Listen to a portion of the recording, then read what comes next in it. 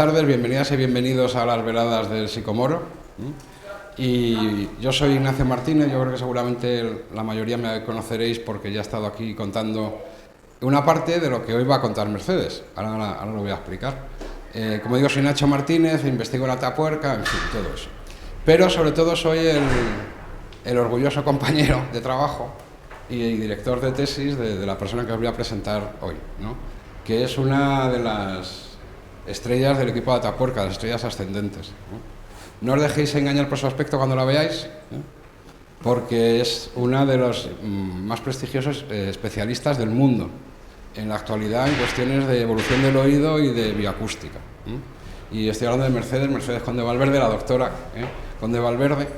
Tiene una carrera científica espectacular. Hace hoy 1 año y 2 días, ¿no?, que leyó la tesis, y para los que somos del mundo académico, pues voy a decir que en ese tiempo, con 1 año de doctora, tiene 8 publicaciones del D1, o sea, no del Q1, del primer decil, 6 de las cuales las ha liderado ella como primera autora, ¿no? Y eso da una idea de que cuando digo que es uno de los mayores especialistas del mundo, pues no se estoy engañando. La especialidad de Mercedes, en lo que hizo su tesis, lo que nos va a contar hoy, es una línea de investigación que se añeja en nuestro equipo, ¿no?, pero que ella ha cogido la cabeza y el liderazgo ya desde hace 2 o 3 años, que es la bioacústica. Ella nos va a explicar lo que es. Bueno, aparte de este historial científico tan brillante, y ya para acabar, para que pueda hablar ella, ¿no?, quiero decir otra cosa. Mercedes representa una generación de investigadores jóvenes que lo ha tenido muy crudo, ¿no?, porque justo llegó la crisis y los recortes cuando Mercedes había acabado la carrera. Eso hizo que no pudiera tener una beca para hacer la tesis, o sea que la ha hecho a pulso, a huevo, como se dice, ¿no?, y gracias al apoyo de su familia y a su tesón y a su arrojo.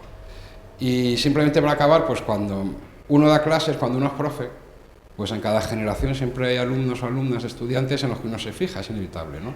Porque uno está viendo las miradas de todos los que están en la sala y ve las miradas de inteligencia, las preguntas, la forma de dirigirse al profesor. Y como digo, siempre hay un par de estudiantes cada año que uno recuerda, ¿no?, que destacan. Y Mercedes era una de esas. Yo le di clase en su licenciatura, en segundo y en cuarto, luego desapareció, se fue a hacer el Erasmus, y un día apareció en mi despacho y me dijo que quería hacer su trabajo de fin de máster, ¿no? Y yo le dije, bueno, ¿quieres hacer un trabajo de fin de máster cortito, o sea, que se agota en sí mismo, o quieres hacer algo para una tesis? Porque tengo un tema. Y me dijo, no, para una tesis.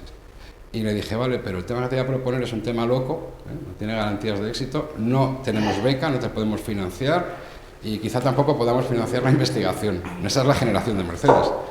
Y recuerdo que me contestó, vale, y como es vallesoletana de puro cepa, no da su palabra en vano. Cuando dice que va, y vais a ver el resultado después de ese vale, ¿no?, de hace unos años. Pues ya me callo y os dejo con Mercedes para que os cuente sus investigaciones. Pues muchas gracias. No sé si voy a estar a la altura después de todo lo que has dicho. Muchas gracias a la Fundación Sicomoro por invitarme hoy y a todos los que habéis venido hoy a escuchar lo que hacemos en la Cátedra de Otoacústica Evolutiva de HM Hospitales y la Universidad de Alcalá de Henares. En nuestro grupo lo que nos interesa principalmente es estudiar los procesos de comunicación o los sistemas de comunicación de especies del pasado. Entonces voy a empezar con un esquema. Un esquema que fue publicado en 1948 por Claude Shannon, que es el padre de la teoría matemática de la comunicación. Y en la primera figura de su artículo, lo que representó fue el esquema básico de cualquier sistema de comunicación. ¿Qué es lo que tenemos en un sistema de comunicación? Son siempre igual. En este caso concreto, en el de esta sala, aunque bueno, los que están online también valdría, tenemos una fuente de información. Esa fuente de información, en este caso, sería mi mente, que tiene una idea que se va a codificar en un mensaje. Ese mensaje va a ser reproducido o transmitido por un transmisor, que se llama, que son las vías aéreas superiores. Ese mensaje va a viajar por un canal, que es el aire, hasta que va a llegar a un receptor. Ese receptor, en este caso, es vuestro oído. Y desde ese oído, ese mensaje va a volver a vuestra mente otra vez, que va a ser el destinatario final, en forma de... Ese mensaje, una vez que ha llegado a vuestro oído, que es el receptor, se decodifica otra vez para llegar a vuestra mente. Y esto es lo que podemos estudiar en un sistema de comunicación. En el caso de la paleontología, hay 2 partes que no fosilizarán nunca, que es la mente. tanto la fuente de información como el destinatario final no fosiliza. Pero hay otras cosas que sí se pueden estudiar en paleontología. Y en nuestro caso, en lo que nos centramos es en estudiar el receptor, que no sé por qué no va aquí, el receptor, que es el oído. Para empezar, entender cómo se estudia la audición en las especies actuales. A todos nos han hecho algún audiograma alguna vez y es lo que se estudia básicamente. En estas gráficas que vais a ver tenéis siempre en el eje de las X, aquí abajo, la frecuencia y en el eje de las Y la intensidad. ¿Qué es lo que pasa cuando vamos a hacernos un audiograma? Pues siempre hay una persona muy amable en el otro lado de la cabina en la que estamos que nos da unos cascos, nos ponemos y un aparatito con un botón. ¿Qué es lo que está haciendo la persona en el otro lado de la cabina realmente? Pues en una frecuencia concreta del sonido, aumentando el volumen hasta que nosotros lo oímos. Cuando lo oímos le damos a un botón. En la siguiente frecuencia haría lo mismo, iría aumentando el volumen hasta que lo oímos y apretamos un botón. Y así en todas las frecuencias del sonido que se quiera estudiar en en el caso de los humanos en el rango que sabemos que oímos, pero en el caso de otras especies para ver cómo podrían oír. Todos estos puntos luego se unen obteniendo una curva umbral de audición, que lo que nos está representando es cuánta intensidad o cuánto volumen necesitamos para detectar un sonido. Todos los mamíferos tienen el mismo patrón, bueno, casi todos los mamíferos tienen el mismo patrón que los expertos lo llaman en forma de V, en el que vemos un máximo de sensibilidad que se representa como un mínimo. ¿Por qué un mínimo? Porque necesitamos menos energía para oír ese sonido y por tanto es un mínimo en la curva, pero es un máximo de sensibilidad. Este caso que os he puesto aquí no me lo he inventado, sino que es el audiograma de un elefante indio. Y por la complicación del método para que el elefante aprendiese con el dedito a darle en un botón, lo publicaron en Science. Realmente lo hacía con la trompa. Pero vamos a ver cómo irían los animales que están más cerca evolutivamente de nosotros. En concreto nos vamos a centrar en los antropoideos. Actualmente hay muy pocos audiogramas de primates y a pesar de haber más de 300 especies de primates, solo hay audiogramas de 27 de ellas. ¿Cómo son los audiogramas de los antropoideos? Como decía, pues aquí os he puesto 3 líneas diferentes. Todos ellos tienen el mismo patrón auditivo. ¿Qué es lo que vemos en primer lugar? Si os acordáis antes, el elefante tenía solo un pico de sensibilidad, de máxima sensibilidad. Y en este caso lo que vemos es que presentan 2 picos de máxima sensibilidad. En esas frecuencias irían muy bien los monos y en las frecuencias intermedias, estas de aquí, perderían sensibilidad. No es que a esas frecuencias este tipo de primates no oigan, sino que oyen un poquito peor de lo que oyen en sus 2 máximos, que no lo he dicho, pero están en 1 kHz y en 8 kHz. Este tipo de patrón auditivo, en el caso de los primates, se ha relacionado con el medio en el que viven, pero también con las vocalizaciones que utilizan, que son esas llamadas que hacen los monos para comunicarse entre sí. Coinciden con los máximos de sensibilidad de su audición. ¿Y cómo sería el audiograma del primate que nos falta, que somos nosotros? Pues en este caso vemos que tenemos un patrón diferente también. No es una V como era el elefante, no es una W como el resto de nuestros primos primates, sino que tenemos un patrón en forma de U. Y lo que se ve es que en las frecuencias intermedias, en las que los primates perdían sensibilidad, nosotros la tenemos aumentada. Ese rango de frecuencias en la que nuestra sensibilidad acústica es muy elevada coincide con el rango de frecuencias en las que emitimos todos los sonidos del habla humana, en cualquier idioma.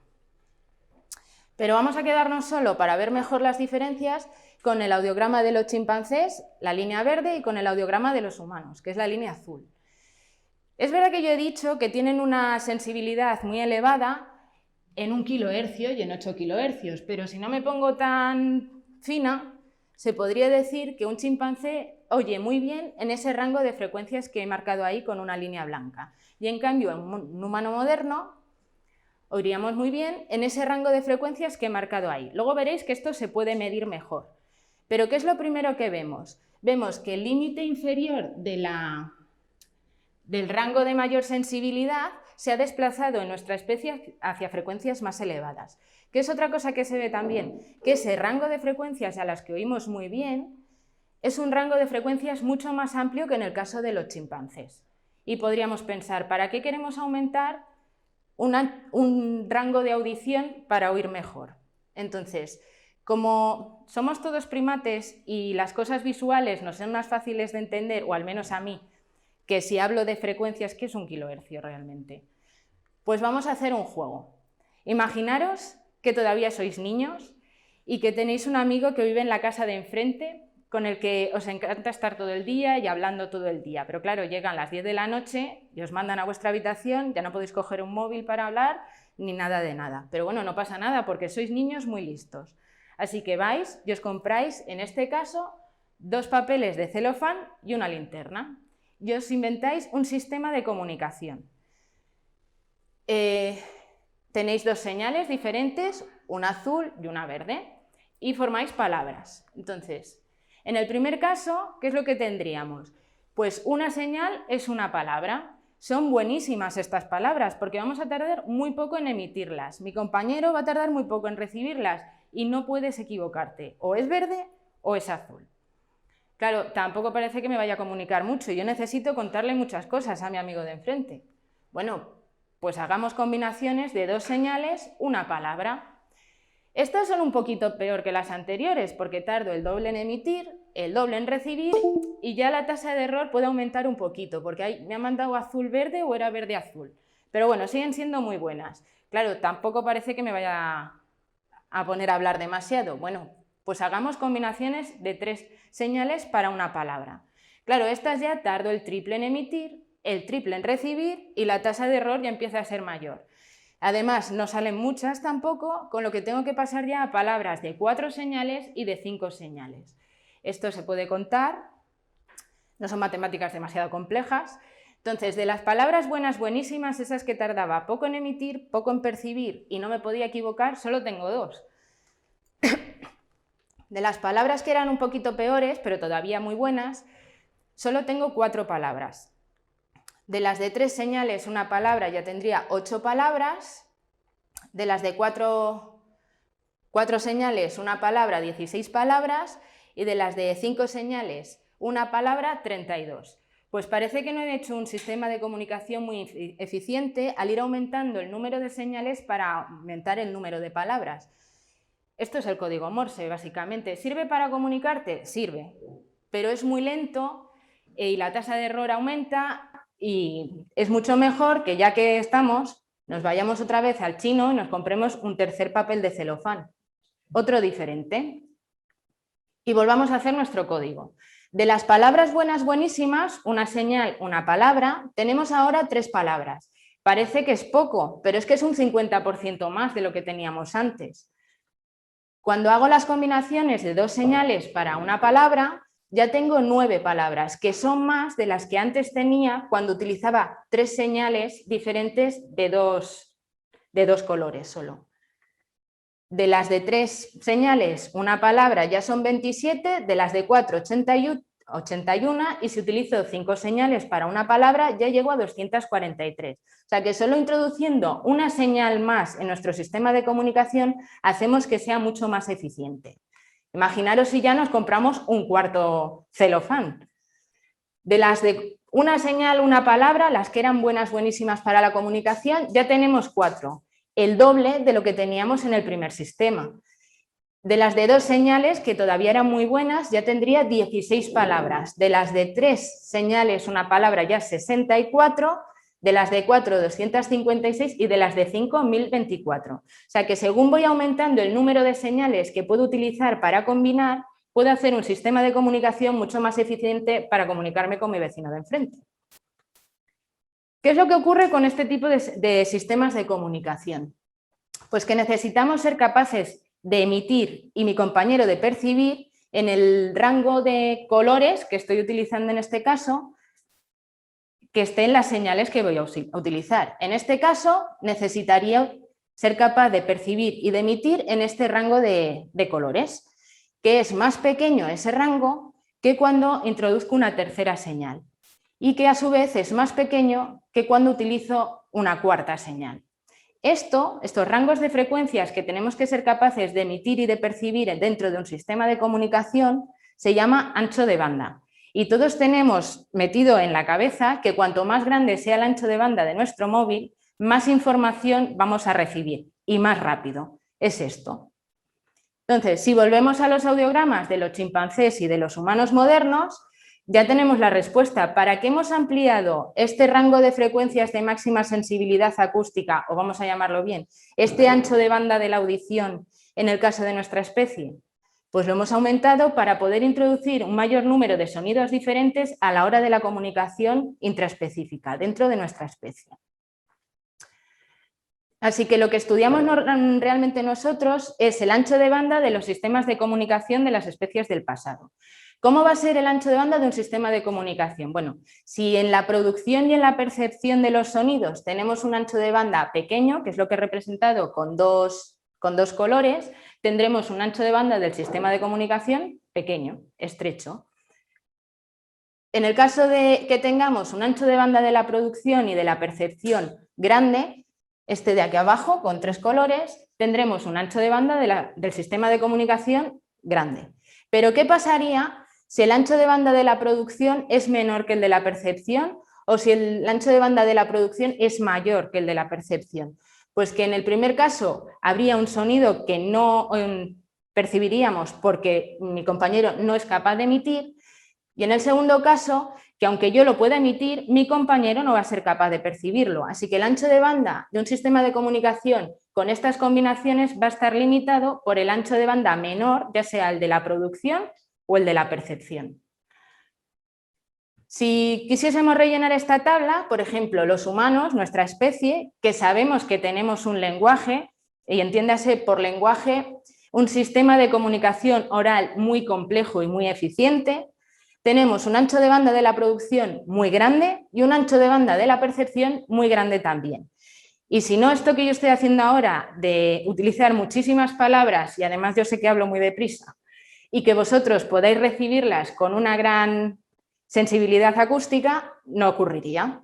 ¿Qué ocurre en los simios? Los simios no tienen un lenguaje, sí que se comunican de manera oral, pero no es una comunicación compleja.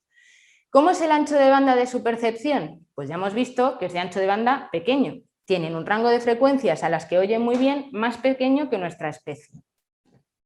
¿Y cómo es el ancho de banda de su producción? Pues hasta hace pocos años se pensaba que los monos en general y los chimpancés en particular no hablaban porque sus vías aéreas superiores, el aparato fonador, no tenía la anatomía necesaria para poder producir los mismos sonidos que producimos nosotros.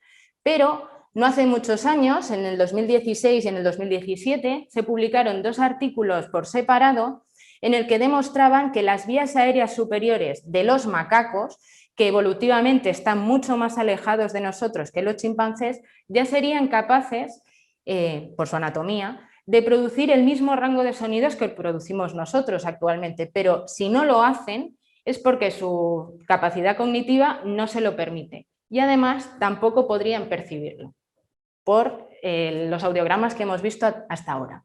Así que si volviésemos aquí, podríamos decir que teóricamente el ancho de banda de la producción de los simios es de ancho de banda grande y en cambio el ancho de banda de la percepción que tienen es de ancho de banda pequeño. Por tanto, su sistema de comunicación es de ancho de banda pequeño.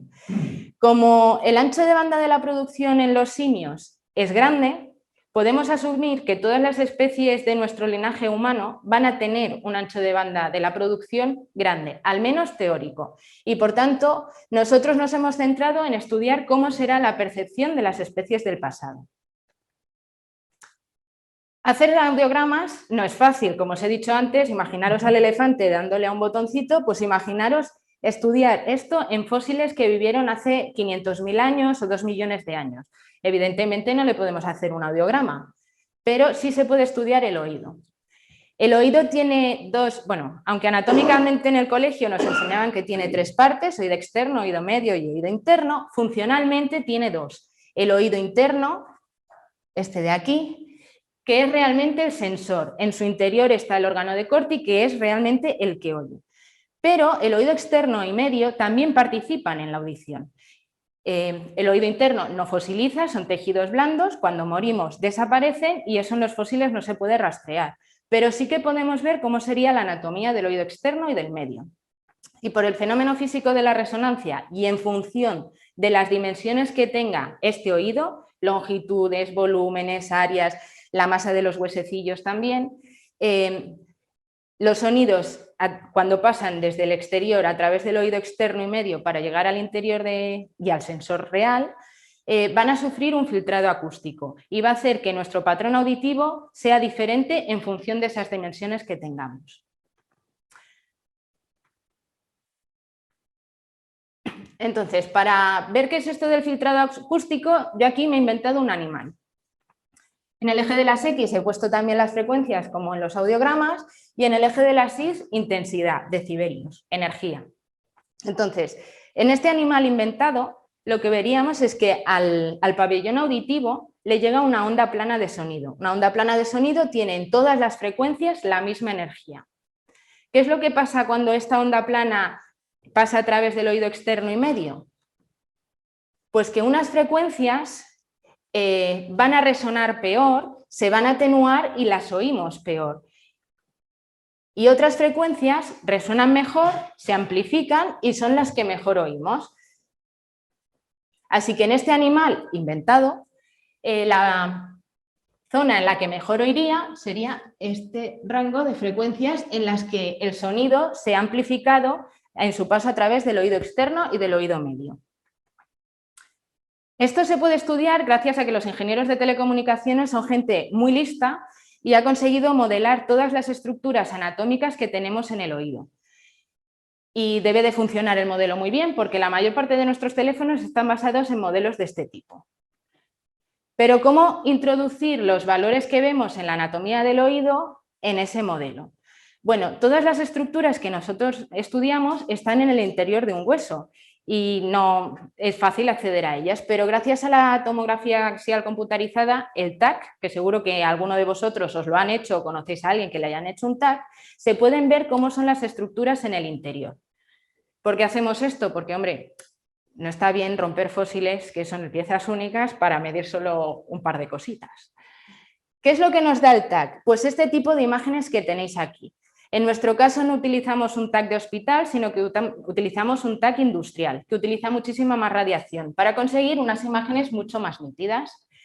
Y a la vez también pueden ser mucho más seriadas, porque de cada hueso temporal obtenemos, que es este hueso que tenéis aquí, obtenemos 300 imágenes por cada individuo que están a una distancia, una de la siguiente, de 0,2 milímetros.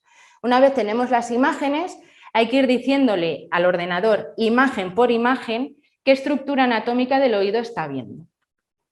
Y las pintamos de colores. Entonces, aquí, por ejemplo, veríamos que el conducto auditivo externo, por donde nos metemos el palito para limpiarnos los oídos, es la zona que está en rosa fuerte, ahí arriba. Luego, la siguiente cavidad que se ve sería la cavidad timpánica, que es donde se alojan los huesecillos del oído, y las diferentes estructuras anatómicas que necesitamos para poder medir, para introducir en nuestro modelo de biofísico. Una vez que hemos rellenado a mano las 300 imágenes de los TACs, el ordenador nos junta todas esas imágenes y nos hace modelos tridimensionales que podemos medir, que es esto que tenéis aquí. ¿Qué es lo que medimos? Medimos longitudes, como por ejemplo la longitud del conducto auditivo externo, medimos áreas, como el área de la membrana timpánica, de la sección del conducto, volúmenes y diferentes estructuras que necesitamos introducir en ese modelo que yo os he enseñado antes para ver cómo habría oído ese individuo o ese fósil del pasado que no sabemos qué patrón tendría. ¿Qué información nos va a dar el modelo cuando lo corremos? No es un audiograma realmente, pero sí que se pueden comparar y la información que nos da es similar. En este caso tenéis las curvas que nos da el modelo y en este caso yo os he puesto un audiograma por si alguno no se acordaba cómo era. ¿Cuál es la diferencia principal? Que cuando en un audiograma teníamos un mínimo, en las curvas de filtrado acústico tenemos un máximo, porque lo que realmente medimos es qué frecuencia o con qué energía llegan las frecuencias al oído interno. Entonces, aquellas frecuencias que oímos muy bien son aquellas que llegan con mucha energía al oído interno y son las que necesitamos menos volumen para poder oírlas.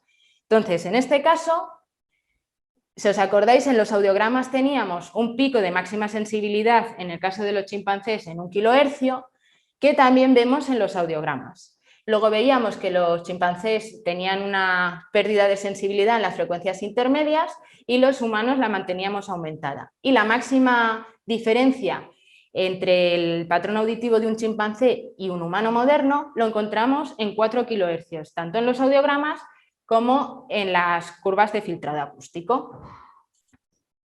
Pero si os acordáis, yo he dicho que el ancho de banda se podía medir y vamos a medirlo. Así que a partir de ahora solo vamos a ver las curvas de filtrado acústico. El ancho de banda se define como el 90% de la energía que llega al oído interno, que básicamente se corresponde con trazar una línea en 5 decibelios. ¿Por qué en 5 decibelios? Porque sabemos que a partir de esa energía o ese volumen, hacia arriba, el oído realmente ha tenido una ganancia, cuando los sonidos tienen una ganancia cuando pasan por el oído externo y medio. Así que el ancho de banda de un chimpancé sería este rango de frecuencias que yo he marcado aquí, y el ancho de banda de un humano moderno sería este rango de frecuencias que he puesto aquí. Si os acordáis, cuando yo pinté las líneas blancas un poco al tuntún, ya decíamos o ya se veía que el límite inferior del ancho de banda o de la mayor sensibilidad acústica en el caso de los humanos modernos estaba desplazado hacia frecuencias algo más altas y que además era un ancho de banda mucho más extendido que en el caso de los chimpancés, que es lo mismo que podemos ver aquí y que hemos dicho que se puede medir. Así que después de toda esta parte más teórica, podemos ya abordar la reconstrucción de las capacidades auditivas en los fósiles. Esto que veis aquí es una vista aérea de la Sierra de Atapuerca. ¿Por qué empieza así? Porque todo este tipo de investigaciones se diseñaron para estudiar cómo sería la audición de unos fósiles que se habían encontrado en Atapuerca.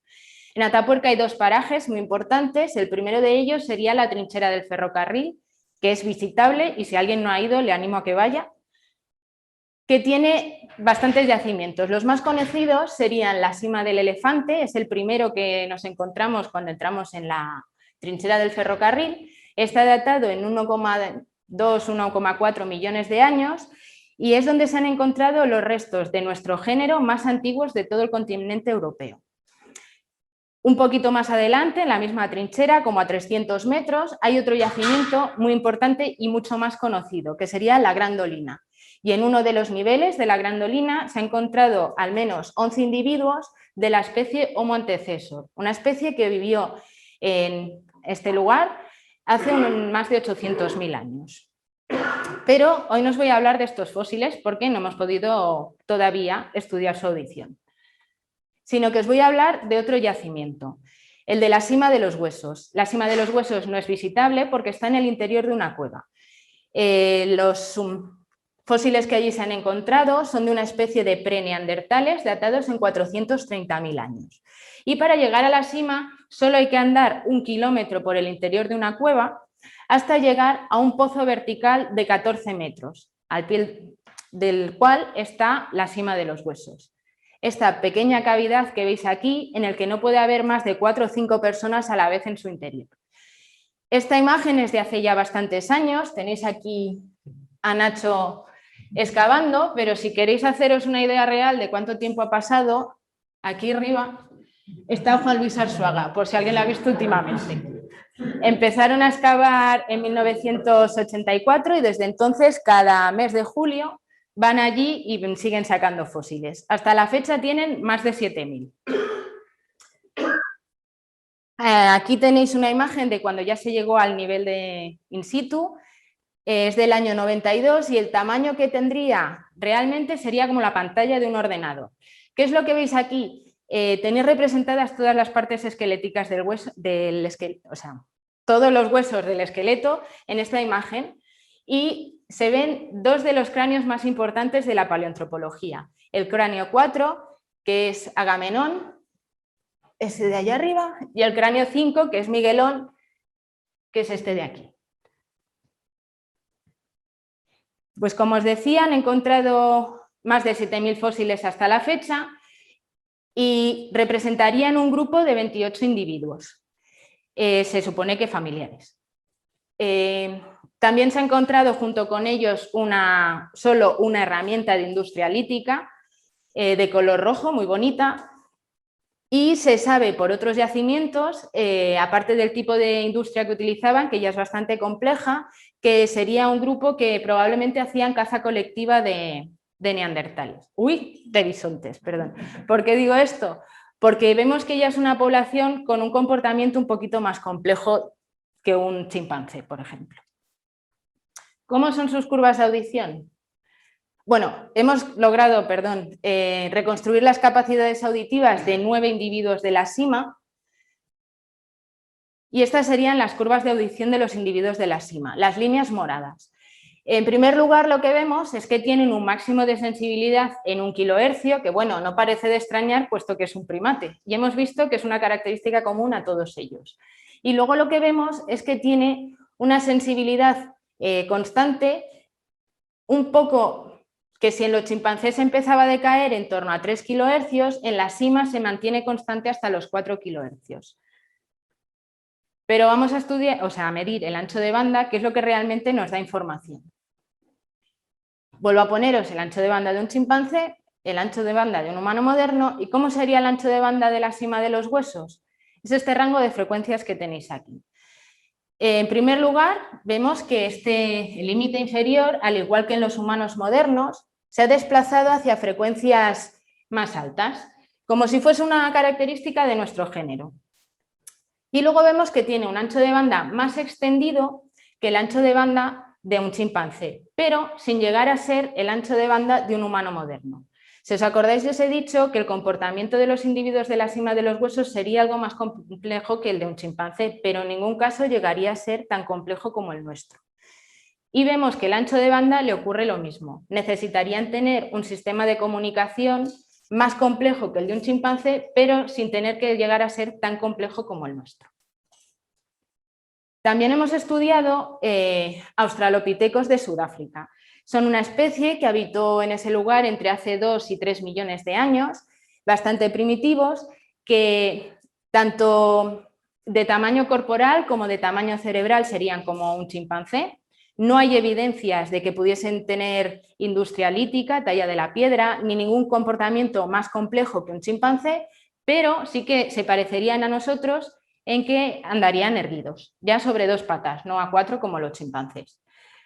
También hemos hecho toda la metodología del TAC a los cráneos, la reconstrucción virtual de las cavidades del oído, y en este caso he decidido poneros solo los anchos de banda. ¿Cómo sería el ancho de banda de un australopiteco? Es este rango de frecuencias en las que tendrían una gran sensibilidad acústica. ¿Qué es lo primero que vemos o que llama la atención? Que su límite inferior ya está desplazado hacia frecuencias más altas, como ocurría en nuestro caso. Así que probablemente no es una característica de nuestro género, sino que puede ser una característica común a todo el linaje.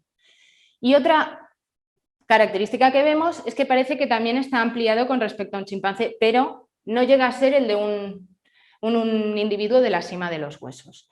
Como yo os he dicho que se puede medir, también se puede cuantificar cuánto ha ido aumentando este ancho de banda. Así que vemos que el ancho de banda de los humanos modernos con respecto a los chimpancés ha aumentado un 32%. Y podríais preguntaros, ¿pero esto es mucho o es poco? Bueno, pues pensad en cómo se comunica oralmente un chimpancé y cómo lo hacemos nosotros. O si queréis, pensad que os van a aumentar el sueldo un 32% el mes que viene, que a lo mejor es más visual. ¿Cuánto ha aumentado el ancho de banda de un individuo de la sima de los huesos con respecto a un chimpancé? Un 14%. Es un ancho de banda intermedio entre un chimpancé y los humanos modernos, que coincide con un aumento de la complejidad en estos individuos, pero sin llegar a ser como nosotros. ¿Cuánto ha aumentado realmente ha aumentado el ancho de banda de los australopitecos con respecto a los chimpancés? Solo un 2%. Parece que ha aumentado porque al desplazarse hacia frecuencias más altas nos da esa sensación, pero es solo un 2%. Y además cuando se hace estadística nos dice que las diferencias entre los chimpancés y los australopitecos no son significativas. Es decir, no hay diferencias en los anchos de banda de los chimpancés con los australopitecos.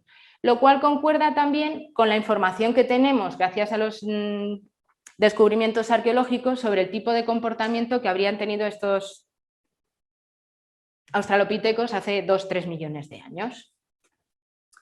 La última de las investigaciones que hemos hecho salió publicada en marzo y probablemente más de uno hayáis oído hablar de ella, y yo creo que es la que más repercusión mediática ha tenido hasta la fecha. Y fue estudiar cómo habrían oído o qué patrón auditivo habrían tenido los neandertales. Los neandertales, que son los que tenéis aquí en la izquierda, comparados con un humano moderno a la derecha, son una especie europea, básicamente, que habitó entre hace 200.000 años y hace 40.000 años, momento en que se extinguieron.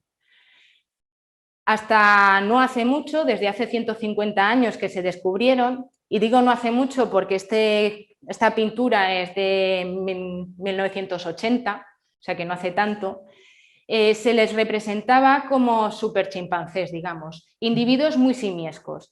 A pesar de haber estado muchísimo tiempo haciendo excavaciones y que se sabía, por ejemplo, que la capacidad craneal de los neandertales es como la nuestra, o incluso mayor en muchos casos, o que tenían una industria lítica muy compleja, se pensaba que sus capacidades cognitivas eran, pues eso, como un chimpancé, digamos, y se les representaba así.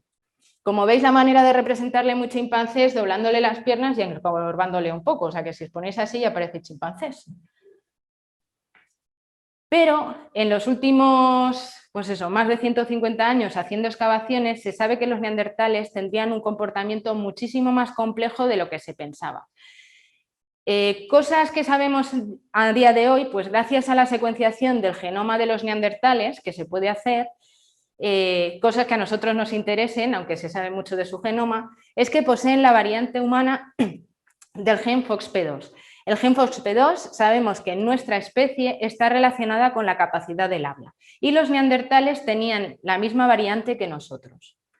¿Qué más cosas sabemos? Sabemos que tendrían un comportamiento muy complejo. En este caso, sabemos que utilizarían adorno personal. Estos son unas garras que se han encontrado, estas en concreto son de un yacimiento de Croacia, pero que hay en un montón de sitios de Europa, en las que se ven pequeñas marcas hechas a propósito en las garritas, en las falanges, que os las marcan las flechitas blancas que tenéis, y que se supone que lo que hacían era engarzar esas garritas para hacerse adornos, como un collar o algo parecido.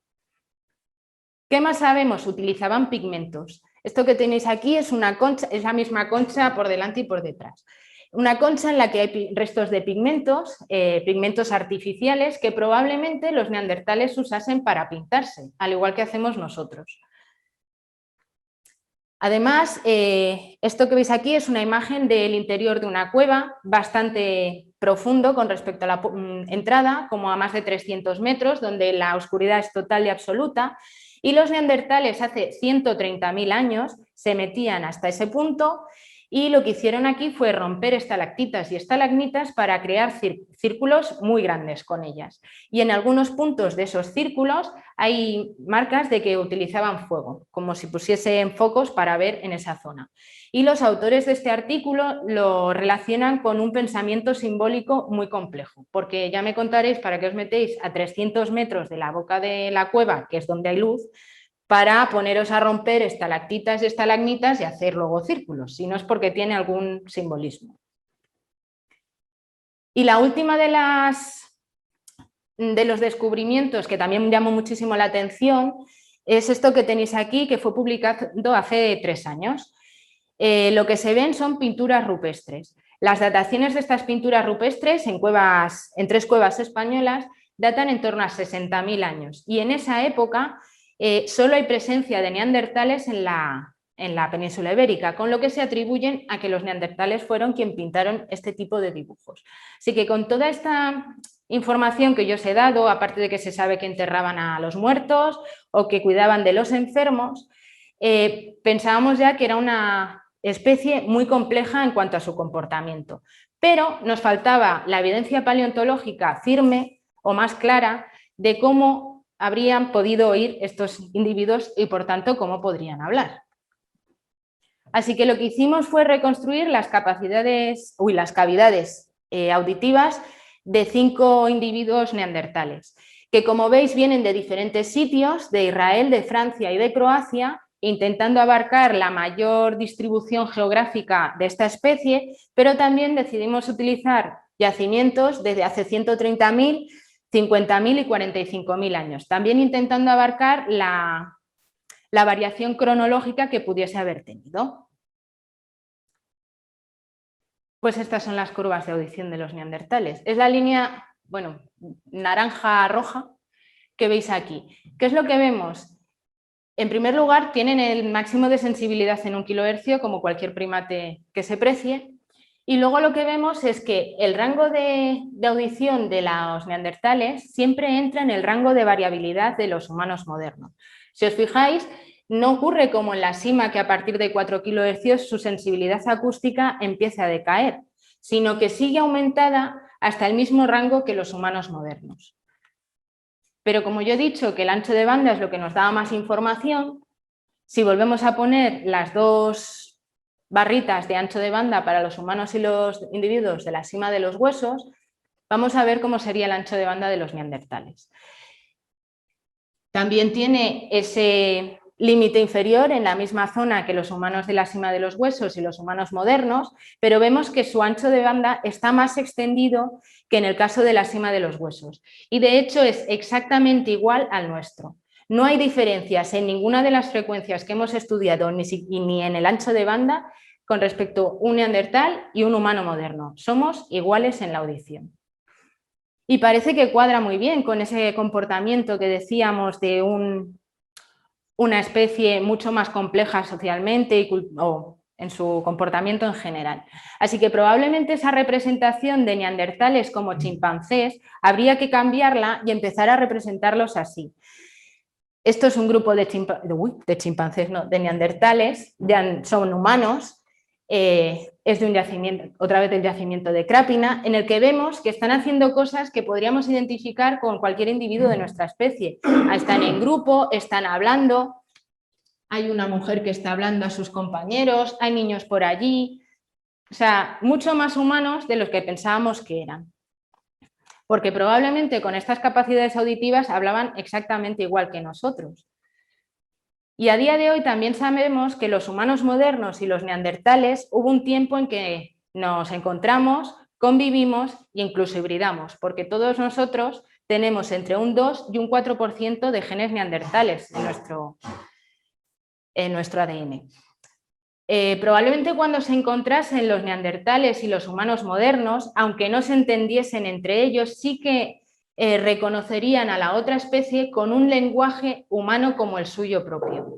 Así que en un encuentro entre humanos modernos, negritos y muy adornados, y los neandertales blanquitos y menos adornados, se entenderían y quizás pudieran llegar a tener un lenguaje común que les permitiese comunicarse entre ellos.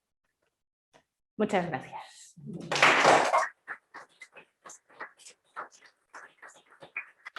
Y si tenéis alguna pregunta... ¿Habéis investigado la razón del límite inferior en los anchos de banda de las especies parecidas a los humanos? Lo más probable es que esté relacionado con el medio en el que viven. Claro, yo he intentado hacer una charla más comprimida porque si no esto podría durar 3 horas. Cuando se estudia el ruido ambiental que hay en el bosque y en la sabana hay una diferencia. En el bosque hay un ruido ambiental muy elevado en frecuencias bajas y un mínimo de ruido ambiental en 1 kHz, que coincide con las frecuencias en las que se comunican los primates y coincide con ese máximo de sensibilidad que tienen en su audición. Y en las frecuencias más, bueno, según vas estudiando el nivel de ruido en el bosque en frecuencias cada vez más altas, lo que ves es que vuelve a aumentar ese ruido ambiental. En cambio, en la sabana tienes mucho ruido ambiental en frecuencias bajas, como en el bosque, baja el ruido ambiental hasta 1 kHz y luego ese ruido ambiental se mantiene muy bajo durante todo el espectro del sonido. Así que es probable que los primates que viven en bosque se comuniquen en ese rango de frecuencias en las que hay mucho ruido, muy poco ruido ambiental, les viene bien. Es como si hubiesen cogido un nicho ecológico acústico, digamos, para comunicarse. Pero en cambio, tanto los australopitecos como nosotros ya somos animales de sabana. Entonces parece que cuadra muy bien en el vivir en un ambiente donde el ruido ambiental es bajo en todo el espectro del sonido.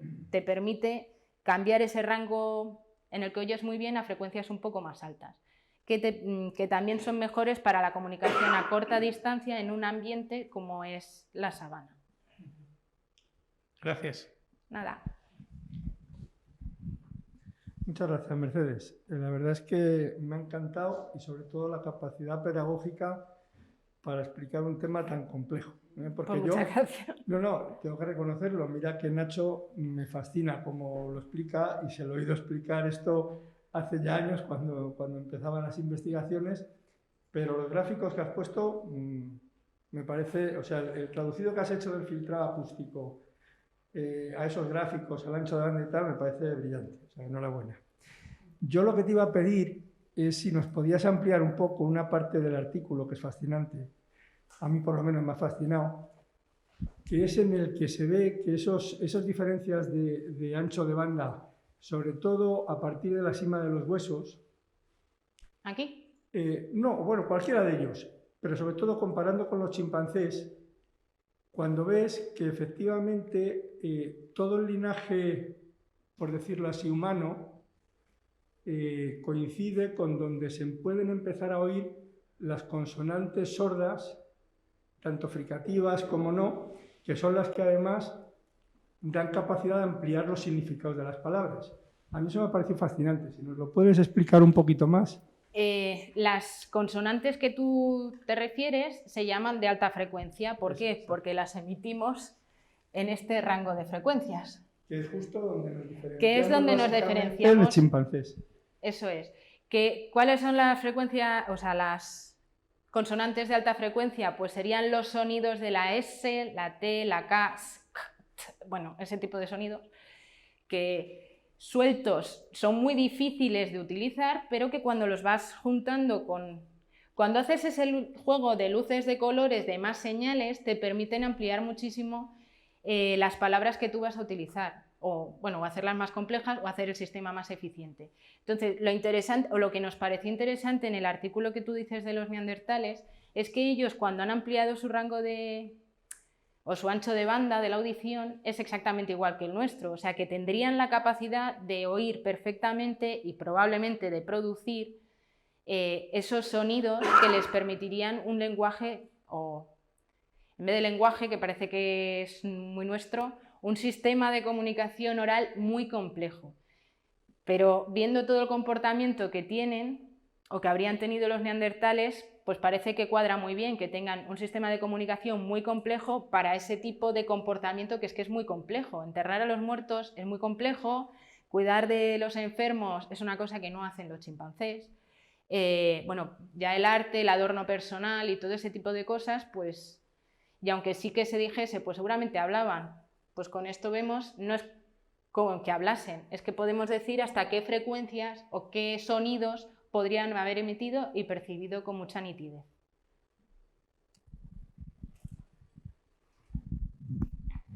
Bueno, Mercedes, Julia Castillo, que nos sigue desde internet, desde Zoom, te felicita. Dice que es una estupenda ponencia, que ha sido didáctica.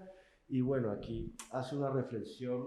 Dice, creo que he entendido bien 2 puntos. El grado evolutivo del Neandertal en cuestión de lenguajes era similar al del hombre moderno. Sí. Sí. O sea, nosotros nunca decimos lenguaje, sino sistema de comunicación oral muy complejo, porque parece que decir lenguaje es que estamos diciendo que hablasen como nosotros. Eso yo no lo puedo saber, ni yo ni nadie, porque nos haría falta la máquina del tiempo, pero toda la evidencia es que se comunicarían de una forma tan compleja como nosotros, que es lo que ha dicho ella.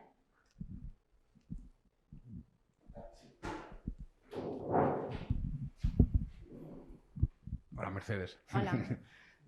Yo te voy a hacer No sé si 2 preguntas. Te voy a sugerir una palabra, a ver qué me dices. Evolución en paralelo. Vale, ¿y la otra? Cuando vale. me cuentes lo de la evolución. Lo de la evolución en paralelo, voy a volver a los anchos de banda de los neandertales. Aquí. La sima de los huesos es una especie pre-neandertal. Estaría en el linaje de los neandertales. Pero la sima de los huesos es posterior al último antepasado común que tendríamos los humanos modernos y los neandertales. Somos 2 linajes diferentes. Y se calcula que hace unos 800.000 años tendríamos un antepasado común y derivamos en 2 linajes diferentes. Evolución en paralelo, que dice Nacho, se refiere a evolución en paralelo del lenguaje. ¿Por qué? Porque hemos llegado a la misma capacidad auditiva o el mismo sistema de comunicación oral en 2 linajes separados y no lo hemos podido heredar del último antepasado común, puesto que la sima ya es posterior a ese momento, es pre-neandertal y todavía no ha alcanzado ese ancho de banda de la comunicación tan ampliado, sino que lo que vemos es que dentro del linaje neandertal, de la sima a los humanos modernos, de la sima a los neandertales ha aumentado y en paralelo nosotros también. Eso era lo que me querías preguntar. Es fascinante la evolución en paralelo. Y luego, da la sensación por lo que cuentas, ¿no?, de que hay una correlación, has encontrado una correlación entre un parámetro que se puede medir en los fósiles, que es el ancho de banda, y el grado de complejidad social. ¿Tú crees que eso se puede extender a otros primates? Pues eso es lo que hemos intentado hacer en mi tesis y que cuando vino Nacho hace 3 años os contó lo de pero los gorilas oyen, ¿no? ¿Qué más da? Bueno, pues lo que hemos encontrado en el caso de los gorilas es que si seguimos ese razonamiento de relacionar el ancho de banda con la complejidad social que vemos, que en el caso de los humanos modernos y de los neandertales también parece que cuadra, son comportamientos muy complejos y bueno, los expertos lo miden la complejidad social como número de individuos por grupo, por ejemplo, y la cantidad de tiempo que inviertes en hacer grooming o, bueno, grooming es lo que hacen los monos cuando se están despiojando y acicalando todo el día. Comparan esos 2 parámetros y el número de vocalizaciones que tiene una especie, ¿no? ¿Qué pasa en la especie humana? Pues que no hacemos grooming, menos mal, porque lo de comerse los piojos. Pero quitando esa broma, el número de vocalizaciones que tiene la especie humana es inmenso. Y lo que se cree es que la mayor parte de nuestro lenguaje, la mayor parte del tiempo que estamos hablando, no estamos transmitiendo información necesaria, sino que lo que estamos haciendo es grooming. Pero en vez de despiojarnos, pues oye, ¿por qué hablar? Porque los grupos que hacemos son enormes. No somos 30 personas, podemos ser cientos, miles. Entonces, claro, si tienes que estar despiojando a todos para mantener la cohesión del grupo, pues parece que es muy poco óptimo, pero si te dedicas todo el día a estar hablando, pues va muy bien. En el caso de los chimpancés, invierten mucho tiempo en grooming, hacen grupos muy grandes, pueden llegar a tener 80 individuos. Y el número de vocalizaciones, en algunos grupos, lo de 80 individuos, en el número de vocalizaciones dentro de los primates es muy elevado, pueden llegar a tener hasta 30, según el grupo que se estudie también. ¿Qué les pasa a los gorilas o por qué eran interesantes los gorilas? Tienen muy pocas vocalizaciones, tienen 14, o sea, no necesitan comunicarse oralmente muchas cosas.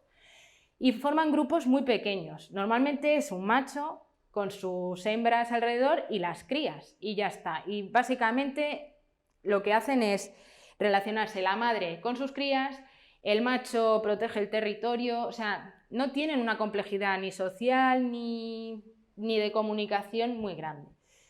¿Por qué estudiar el ancho de banda? Bueno, porque si vemos que ese ancho de banda, que es más pequeño en los chimpancés con una complejidad social más baja y es más grande en los humanos modernos con una complejidad social más grande, pues si en los gorilas nos sale todavía más pequeña que en los chimpancés, pues podría ser que hay una correlación entre el comportamiento de una especie y el sistema de comunicación que usa esa especie. Pues en los gorilas nos salió que tienen un ancho de banda más pequeño que un chimpancé, pero un 20% más pequeño que un chimpancé, que es mucho. O sea que sí que parece que esa baja sociabilidad que tienen, esos comportamientos tan básicos, que oye, que para ser gorila les va bien, ¿no? Pero que son muy simples, digamos, cuadra muy bien con tener un sistema de comunicación que al final no te haga falta tener tampoco muchos sonidos para comunicarte.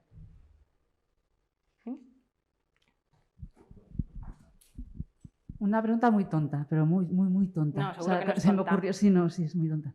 Cuando pusiste la gráfica al comienzo de los chimpancés, ¿no? De la capacidad acústica, ahí me acaba de surgir ahora que me entró duda si solo analizaban el tema del oído o analizaban también tema de cuerdas vocales, que también me imagino que va asociado al lenguaje y que podríamos intentar comparar. Tú dices en el de los macacos. Sí, ese del principio. Me refiero, Son... en primer lugar, que los que están, o sea, los que tenemos ahora, no yéndonos a los fósiles, podríamos comparar cómo es nuestro sistema, ¿no? De cuerdas vocales o de esta zona con los humanos, porque entiendo yo que esta parte también va asociada con la capacidad de poder emitir, ¿no? Un lenguaje.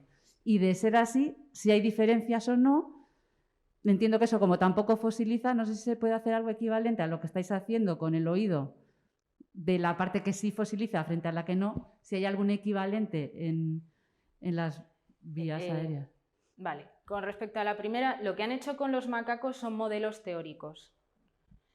Entonces, viendo cómo puedes... Pero acústicos, o sea, de oído solo no. O de las cuerdas vocales. Sí, de cómo podrían producir, lo que haces es ver anatómicamente cómo puedes modular... Bueno, esto cuando hablamos se van cambiando las secciones, sube, baja, ¿no? Ver eso anatómicamente y en teoría cómo puede funcionar y ven que es como lo nuestro. Y con respecto a la segunda pregunta que tú haces, lo que se intenta o lo que antes se estudiaba era cómo estaría colocado, por ejemplo, el hioides. Porque en los las vías aéreas superiores de los chimpancés y de los humanos modernos se pensaba que eran diferentes porque la posición de la laringe no era igual. Pero con el avance de las técnicas y otro tipo de metodologías, que ya no es hacer autopsias, sino que puedes hacer un TAC, una radiografía, se ha visto que tienen la laringe, los chimpancés y nosotros, en la misma posición, con lo que eso ya te baila un poco. Y por otro lado, es muy difícil que tú puedas en los fósiles estudiar ningún hueso, porque no fosilizan nada más que el hioides, que es el hueso que tenemos aquí y que nos permite en parte hablar. El problema del hioides es que no articula con ningún otro hueso, sino que está sujeto por tendones, ligamentos, musculatura. Entonces, aunque tú tengas un hioides, no sabes exactamente dónde va. Cosas que sí se saben. Hay hioides de la cima de los huesos, hay hioides de neandertales y hay hioides de australopitecos. Los hioides de los chimpancés y los nuestros son diferentes.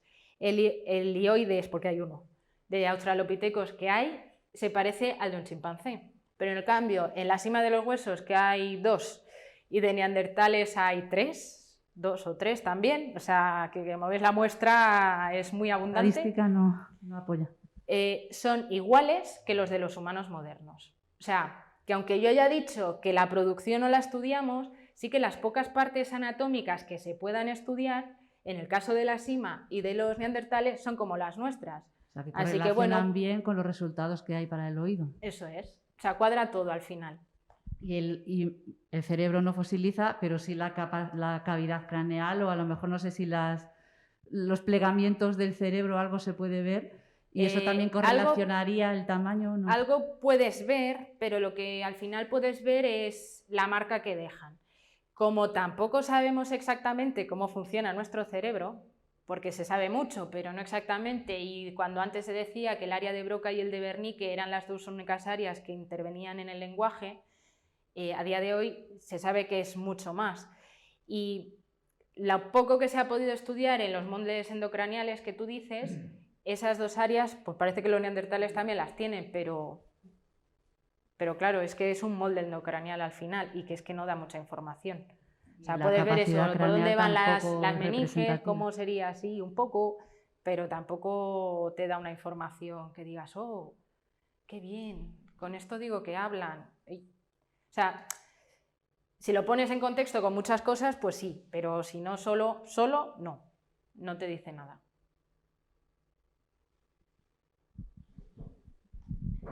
Mercedes, ¿y ahora por dónde vais a seguir?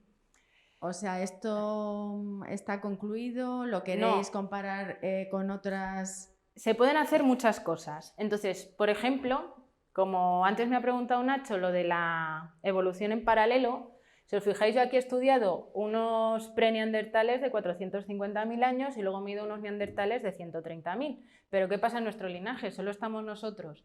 Entonces, como a mí me gustaría, por ejemplo, estudiar fósiles de Homo sapiens de 200.000 años. En los neandertales hemos visto que no ha cambiado. Desde hace 130.000 años hasta los de 45.000 tienen siempre el mismo patrón. Ver si en nuestra especie hubiese ocurrido lo mismo.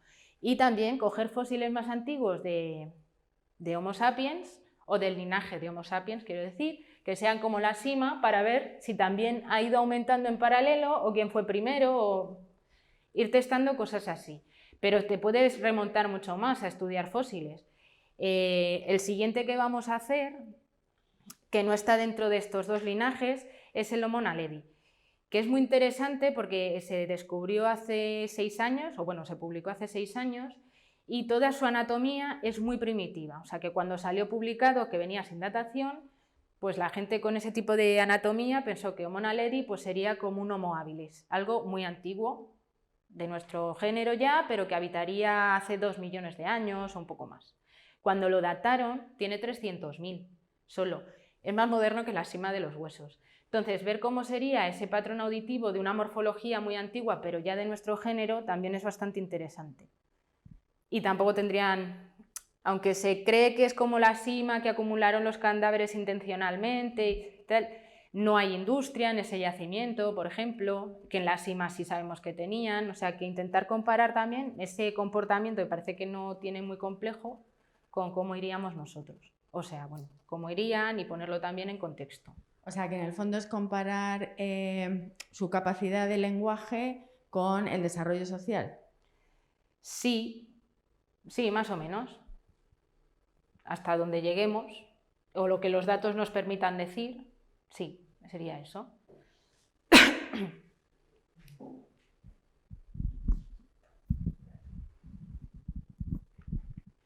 A ver, Mercedes, si he entendido bien, a raíz de lo que ha preguntado antes Nacho, de la evolución en paralelo, la cima de los huesos está en el linaje neandertal, no está en el linaje sapiens. Eso es. Lo que quiere decir, por tanto, que si ese ancho de banda demuestra de alguna manera la capacidad del lenguaje, esa capacidad ha sido una convergencia adaptativa entre dos especies. Eso es tremendo, pero eso también despeja, si eso es así, o sea, si eso lo podemos afirmar con rotundidad, primero, demuestra, para mí, o más que demuestra, de ahí deduzco que si tanto neandertales como nosotros tenemos esa variante genética, que es la que está relacionada directamente con la capacidad de lenguaje, ese cambio en el genoma también se produce de manera paralela. O sea, también es se produce una convergencia adaptativa en el genoma. O de alguna forma esa convergencia adaptativa provoca que haya ese mismo... Aprovecha. Hay otra posibilidad. No sé si Mercedes lo quiere contar. Podría ser que en ese momento en que hibridamos, unos pasasen los genes a los otros. Bien. Pero cuando estudiamos Crápina, que tiene 130.000 años, esos fósiles son previos al momento de hibridación. O sea, que los neandertales no han adquirido ese gen que parece que da la capacidad del habla porque nosotros se lo hayamos enchufado. ¿No? Viene de esa evolución en paralelo. ¿Y si nosotros no teníamos esa capacidad así de grande, sino que al hibridar la adquirimos de ellos? Eso es una investigación súper fácil. Por eso queremos estudiar fósiles de Homo sapiens más antiguos. Porque la muestra que tenemos de Homo sapiens es de un cementerio del siglo XIX. O sea que son como nosotros, tal cual. Pero si estudias fósiles previos al momento de hibridación, pues no sé. que podría salir. Fascinante. Lo que no sabemos es si la SIMA tiene ya también el gen FOXP2, por ejemplo. Eso os iba a preguntar, ¿hay análisis de ADN? De momento no. ¿De alguno de esos otros homínidos? No. Y hay una cosa que es... Sí, sí. Que es igualmente fascinante que la siguiente. Si cuando se estudie, ¿no? Cuando Mercedes estudie los fósiles de los Homo sapiens más antiguos y se llega a la conclusión de que también tienen un ancho de banda extendido, es decir, que no ha sido por hibridación, ¿no? Sino que ha sido una evolución en paralelo, lo cual nos pondría la cuestión del FOSP2, ¿no? Pero tendría una cosa que es profunda filosóficamente, desde el punto de vista de la biología, interesantísima, porque Darwin estaría dando saltos de alegría en su tumba, porque demostraría que la inteligencia, el lenguaje, la inteligencia, ha aparecido por selección natural. Y no es una exaltación, no es una fulguración, no es una cosa única del Homo sapiens. O sea, detrás de esto, porque en el fondo, claro, cuando estás rastreando el lenguaje, estás rastreando la mente humana, ¿no? En esa investigación que dice Mercedes que quiere emprender, hay caza mayor, que trasciende la paleontología, es biología evolutiva y casi filosofía, ¿no? Es muy, muy gordo. Con lo que me lleva a la pregunta. Y analizar otras especies de mamíferos, como los delfines. Yo me conozco a Nacho, o sea, esta la hago con un poco de intención, ¿eh? Los delfines, de momento, va a ser muy complicado, porque no son delfines, pero son manatís. Sí que hemos hecho un tag y es que tienen todo por dentro compacto. No sé qué hacer con eso. O sea, que modelarlo... ¿Qué quiere decir compacto? Si te has fijado en las imágenes de los tags, lo que se ve es que están como huecos, ¿no? Por dentro. A ver.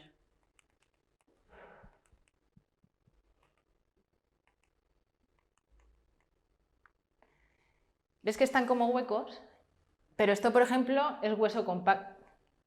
Es hueso compacto, aquí que no está relleno. Todo el oído de un manatí es así, por dentro, entero. Entonces no hay cavidades del oído. O sea, dicho de otra manera, la resonancia... Es que en parte oyen por la mandíbula... Sólido, no se produce... Sí, es que es muy complicado. Pero se nos ha ocurrido empezar a estudiar, por ejemplo, cómo es la audición de los perros.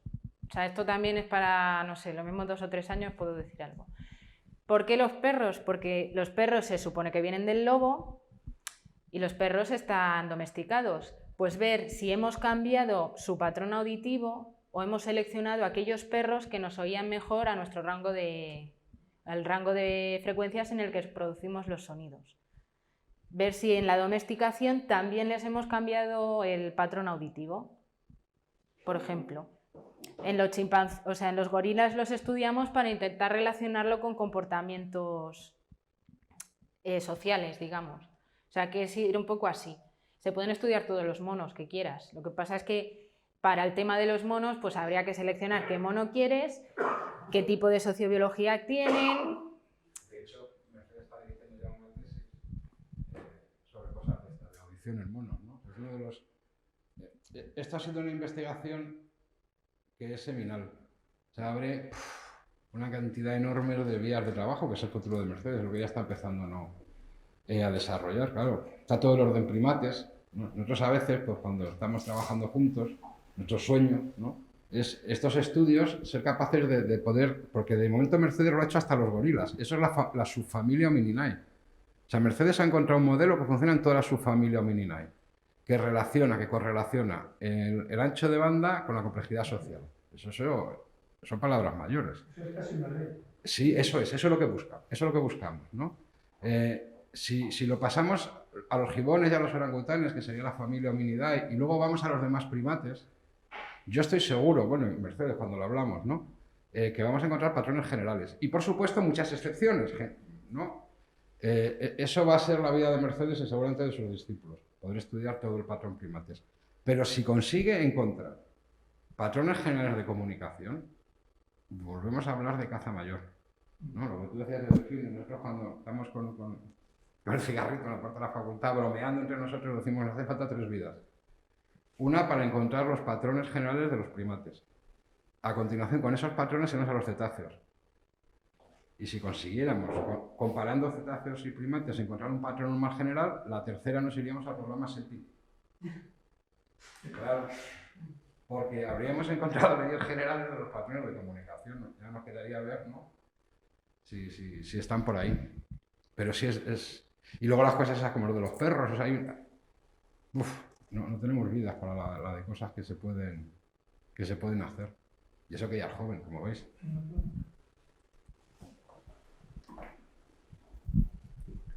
Para tu investigación, ¿cómo cuánto es importante disponer de ordenadores?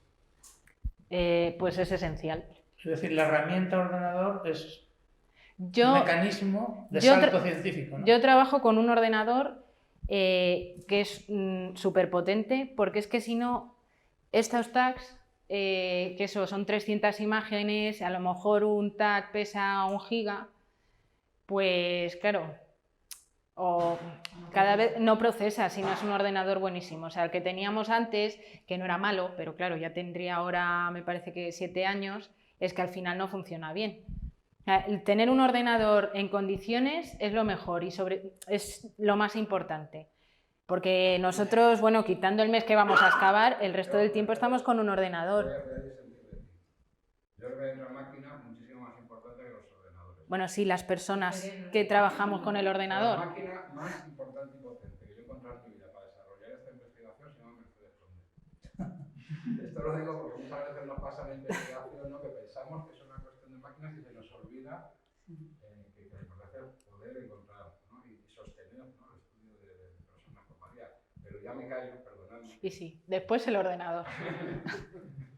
Y para que no te tengas que dejar tú los ojos analizando una por una las 300 imágenes y pasando de los ordenadores a lo siguiente, la inteligencia artificial te podría ayudar a procesar todas esas imágenes. Si estuviera Miguel aquí, te haría él esa pregunta o te comentaría él cómo te podría ayudar.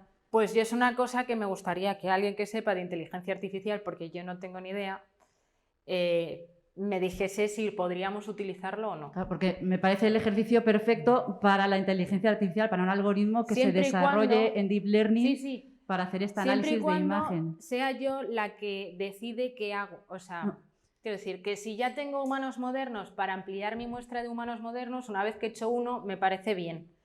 Pero que si me dan un fósil nuevo, que me lo haga el ordenador, eso no lo quiero, puede. Porque entonces cualquier persona podría hacer lo mismo que yo hago. No, de todas maneras, tú tienes que entrenar al algoritmo, tú tienes que etiquetar las imágenes con las que el algoritmo va a aprender. Entonces, en ese caso me te parece necesitan bien. A ti primero. O sea, a ti te necesitan sí o sí. Creo que hay alguien en Zoom que está preguntando. Sí, efectivamente tienes... a ver, tenemos 2 intervenciones en Zoom. Julia Castillo, que te había hecho ya previamente una pregunta, te da las gracias por tu respuesta y te pregunta si se han incluido a los bonobos. Lo dice por la mayor similitud con el ser humano. No los hemos incluido todavía, pero sí sería interesante también estudiarlos porque tienen un comportamiento un poco diferente que los chimpancés. Lo que pasa es que anatómicamente sí que son bastante similares. Entonces es probable que si hacemos todo esto con los bonobos nos salgan como chimpancés. Dicho esto, puede haber un ancho de banda que te permita tener una comunicación un poco más compleja o menos compleja y tener las dos especies el mismo ancho de banda. O sea, no los hemos incluido, se podría hacer, pero es que de momento no hemos encontrado tantos cráneos de bonobo para poder hacerlo. A veces, muchas veces nuestro factor limitante es encontrar cráneos para hacer esto. Sí, y bueno, Fernando García Quismondo, pues bueno, te felicita, te dice que una gran charla, te ha hecho una pregunta, pero realmente era sobre el área de Broca y el área de Wernicke, y cuando le respondiste la primera pregunta, Carmen, pues se la ha respondido y bueno, te comentas en el chat. Pues gracias. Y nos ha entrado algún mensaje. No. Julia Castillo, de nuevo las gracias por esta última pregunta. Yo, siguiendo con la pregunta que te ha hecho Maite, yo soy un poco más inquisitivo. ¿Para cuándo el libro? Uf, no sé. Me da un poco de miedo un libro, ¿eh? ¿Por qué? No sé, es que todavía estoy digiriendo el artículo de los neandertales. Y acabando los TFGs. Sí, y acabando los Pero TFGs. esto es fascinante, publicarlo, divulgarlo en un libro. ¿No, José María? Es un historia. Y tenía otra pregunta, que esta va para los dos, pero específicamente para Nacho. Yo que conocí a Nacho con las primeras investigaciones de esto, sé que ha habido momentos en la investigación duros en los que se cerraban todos los caminos. ¿Nos puedes hacer una reflexión? ¿Qué le pasa a un investigador? ¿Cómo supera esos momentos cuando hasta el mainstream no te llaman ni a los congresos porque la investigación está cegada? Sí. Bueno, el primer artículo que publicamos, esto forma parte también de la cultura de este mini equipo, ¿no? Que hemos venido de aquí. Les voy a hablar del Georgetown. Venga, vale. Pues fue muy duro, porque este modelo en el que nos basamos lo diseñó un gran popeal. En realidad es un modelo que se ha hecho a partir del trabajo de 3 personas, ¿no? Uno se llama Zulowski, otro que se llama Kringelbottom y otro cuyo nombre no diré. Y son los que hicieron esto, ¿no? Y entonces cuando nosotros mandamos los primeros artículos, la primera vez que lo hicimos con la SIMA, que era con un individuo nada más, en fin, íbamos un poco a pedales. Lo mandamos a publicar en Nature. Y en Nature hubo un referee que muy bien y otro que nos decía unas cosas que decía que no. Pero, jolín, que yo decía, estas cosas que nos dice, en realidad, esto pasa mucho, ¿no? Hay veces que sabes que el referee tiene razón y otras que dices, uy. Lo mandamos a Science. Nos pasó lo mismo, un referee dijo que sí, otro que no, que eran argumentos distintos de lo que nos había dicho el primer referee, pero tampoco eran muy satisfactorios las cosas que nos decía. Y entonces ya al final, como Juan Luis es miembro de la Academia de Ciencias de los Estados Unidos, pues yo le pedí, dije, mira Juan Luis, como tú puedes presentar artículos, ¿no? Y editarlos, pues me gustaría hacer llevar esta investigación apenas. Y Juan Luis para eso es muy estricto y muy severo, o sea, él me dijo, vale, pero yo le voy a mandar a los mejores referees del mundo y entonces me dijo, bueno, ¿quién es el que más sabe de comunicación de monos? Y le dije, pues hay uno que se llama Mitani, que es un crack, ¿no? Luego se lo mandamos a otro japonés que también tenía muchas cosas de comunicación y me dijo, pero ahora necesito uno para que teste el modelo que habéis usado, si lo estáis haciendo bien o mal. Y yo le dije, pues hombre, Zulowski, porque Zulowski fue el que empezó y es miembro de la Academia de Ciencias. Y entonces Zulowski se lo mandamos y dijo, ¿cómo se nos que no tenía tiempo para verlo? Y digo, bueno, pues no pasa nada. Se lo mandamos al segundo que intervino, que se llama Kringelbottom, que era noruego. Y se lo mandamos y no respondía. Y como yo soy un poco pesado, pues ya busqué el teléfono del departamento allí, llamé. Y me dijeron, es que se ha muerto hace 3 meses. Y dije, ostras. Y entonces solo quedaba el tercero. El tercero era el autor del modelo real, ¿no? Se ha ido construyendo primero Zulowski y luego Kringelbottom, pero el que ya lo había rematado y lo había publicado, que estábamos usando era el del tercero. Y yo era muy reacio en mandárselo a él por una razón. Porque yo decía, hombre, va a decir que está cojonudo. No, se lo ha hecho el modelo, ¿qué va a decir? Pues que estupendo. Pero ya no quedaba otro. Pero le dije a Juan Luis, pues mándaselo a este, ¿no? Y para mi sorpresa, yo entré un día a Juan Luis en el despacho y me dijo, Nacho, traía un papel impreso y me dijo, me temo que se ha acabado. Porque ese tercero era el que nos había tumbado en Science, era el que nos había tumbado en Nature. Y pues claro, como ya se identificaba, ¿no? Y decía, yo os he tumbado porque es que mi modelo no funciona. Imagínate el palo. No, si el Pope, el autor del modelo, te dice que no, yo pensé, joder, pues se le olvidó publicarlo, ¿no? Que no funciona. ¿No? Y me fui a mi casa muy hecho polvo. Y ahora viene el Georgetown. La historia del Georgetown.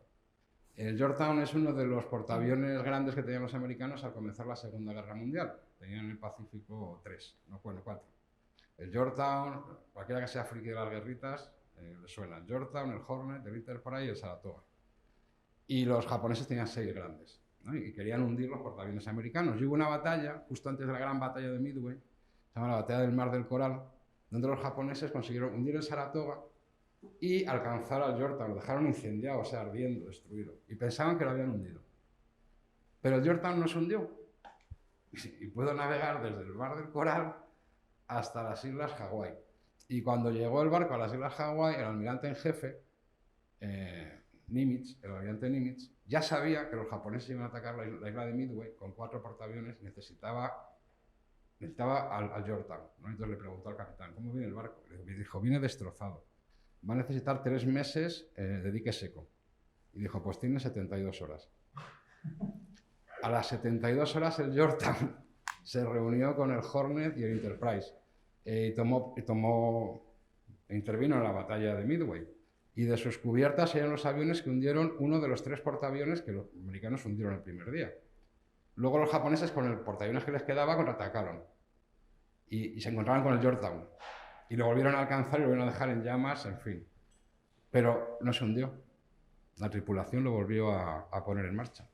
Y de sus cubiertas salieron los aviones que hundieron el 4.º portaaviones japonés, que a su vez había vuelto a mandar otro contraataque y volvió a alcanzar al Yorktown. Ya, o sea, y entonces ya parecía que aquello era... No había manera ya de salvar al Yorktown, los marineros lo evacuaron. Y para su sorpresa no se hundía. Así que lo volvieron a abordar y con un destructor que lo iba remolcando, pues se lo llevaban a Hawái, claro, ya era un hierro, pero no se hundía el Yorktown. Y al final lo alcanzó un submarino japonés, le metió un par de torpedos, no consiguió hundirlo y ya los propios americanos abrieron las válvulas y lo hundieron ellos, ¿no? Y yo tenía eso en la cabeza ese día que me fui a mi casa. Y entonces dije, bueno, ¿por qué dice este tío este rollo de que no sé qué? Y entonces,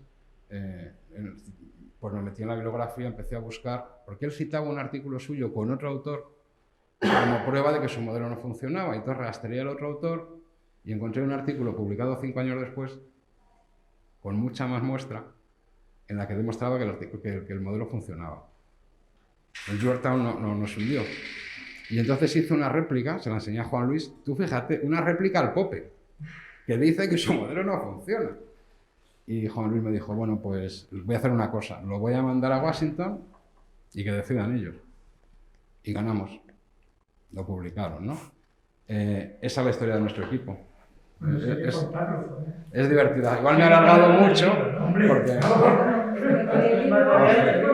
porque me gustan mucho las batallitas, pero Mercedes, ¿verdad? Tenemos el mito del Yorktown y Mercedes empezó y ha tenido momentos dificilísimos, no solo de financiación, sino de la investigación, ¿verdad? De cosas que no nos salían fatal y siempre decíamos, pues como el Yorktown, mañana otra vez, hasta que lo...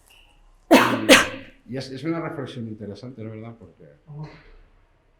Porque la vida y la ciencia al final... En un foro como este, que se dedica a la epistemología y demás... Y hay veces que te equivocas y ya está, ¿no? Pero cuando crees que todavía puedes... O sea, estás convencido de que la cosa funciona, pues son los momentos más emocionantes, ¿verdad? Cuando luego al final... Bueno, era tú, porque no me acabo de yo. No, pero te he preguntado a ti. Tú cuentas la historia del Yorktown mucho mejor que yo. Bueno, desde su... Carmen te felicita, te dice que magnífica investigación y bueno, ya ha sido una reflexión, pero habéis abierto un melón filosófico. Bueno, ahora sí, han abierto un melón.